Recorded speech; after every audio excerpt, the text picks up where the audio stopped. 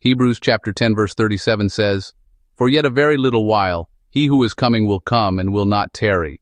At first glance, many people rush to place this verse at the end of time. They read it as though the Hebrew writer is speaking about the final return of Christ, what some call the second coming, or even the rapture and premillennial teaching.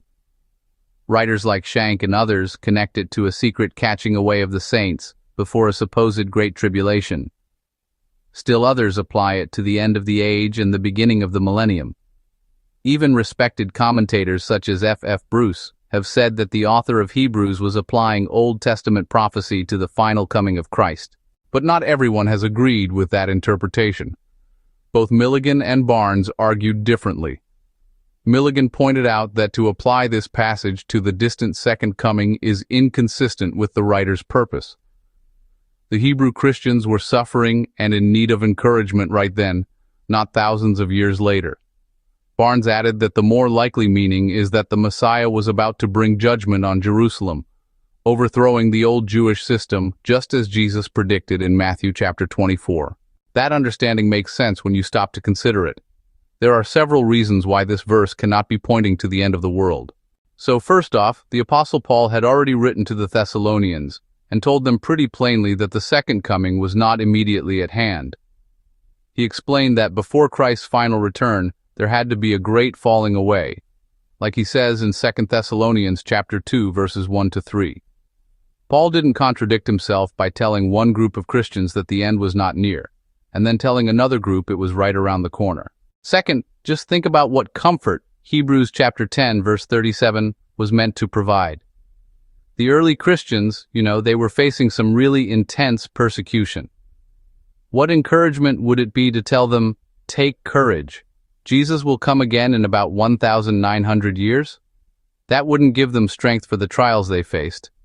But the promise of a near event, God's judgment on their persecutors and the destruction of Jerusalem, now that would have given them real assurance that relief was at hand. Third, Scripture itself describes the fall of Jerusalem in terms of divine judgment. Jesus prophesied in Luke chapter 21 that when the city was surrounded by armies, its desolation was near. Matthew 24 speaks of that same event. Though it wasn't the second coming itself, it was still a coming of Christ in judgment.